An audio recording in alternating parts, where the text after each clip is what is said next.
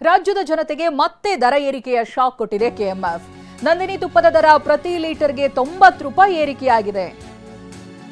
GST ಕಡಿತದ ಬಳಿಕ ಕೊಂಚ ನಿರಾಳರಾಗಿದ್ರು ಗ್ರಾಹಕರು. ಜಿಎಸ್ಟಿ ಸುಧಾರಣೆಯ ನಂತರದಲ್ಲಿ ತುಪ್ಪದ ದರ ಇಳಿಕೆ ಕೂಡ ಆಗಿತ್ತು.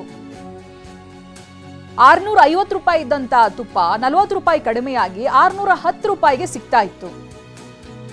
ಈ ನಡುವೆ ತುಪ್ಪಕ್ಕೆ ಡಿಮಾಂಡ್ ಹೆಚ್ಚಾಗ್ತಾ ಇದ್ದ ಹಾಗೆ ದಿಢೀರ್ ದರ ಏರಿಕೆ ಮಾಡಿದ್ದಾರೆ. ಈಗ 1 ಲೀಟರ್ ನಂದಿನಿ ತುಪ್ಪ ತಗೊಳ್ಳೋಕೆ ನೀವು 700 ರೂಪಾಯಿ ಕೊಡಬೇಕು. ಇವತ್ತಿನಿಂದಲೇ ನಂದಿನಿ ತುಪ್ಪದ ಪರಿಷ್ಕೃತ ದರ ಕೂಡ ಜಾರಿ ಆಗ್ತಾ ಇದೆ. ಮೊನ್ನೆ ಖುಷಿ ಸುದ್ದಿ ಅಂತ ಹೇಳಿದ್ವಿ ನಾವು. ಈ ಮಿಲ್ಕ್ ಪ್ರಾಡಕ್ಟ್ಗಳ ದರ ಇಳಿಕೆಯಾಗಿತ್ತು, ಅದರಲ್ಲಿ ತುಪ್ಪ ಕೂಡ ಸೇರ್ಕೊಂಡಿತ್ತು, ಅದ್ರ ಜೊತೆಗೆ ಪನ್ನೀರು, ಆಮೇಲೆ ಕೆಲವು ಸ್ವೀಟ್ಸ್ಗಳು, ಇದರ ದರ ಕಡಿಮೆ ಆಗಿತ್ತು.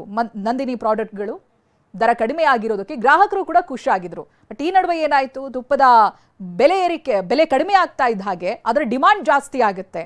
ಯಾವಾಗ ಡಿಮಾಂಡ್ ಜಾಸ್ತಿ ಆಯಿತು, ಇದೀಗ ಮತ್ತೆ ದರವನ್ನು ಏರಿಸಿದ್ದಾರೆ. ತುಪ್ಪ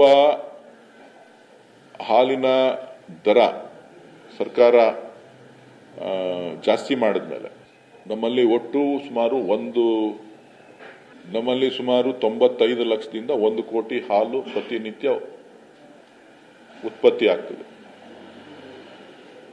ನಾವು ಹಾಲನ್ನು ಮಾರಾಟ ಮಾಡ್ಲಿಕ್ಕೆ ಆಗ್ತಕ್ಕಂಥದ್ದು ಕೇವಲ 50 ಲಕ್ಷ ಲೀಟರ್ ಹಾಲು.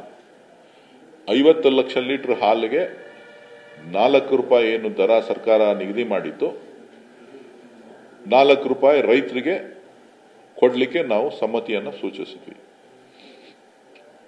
50 ಲಕ್ಷ ಲೀಟರ್ ಹಾಲಿಗೆ ಮಾತ್ರ 4 ರೂಪಾಯಿ ದರ ಜಾಸ್ತಿ ಆಯಿತು.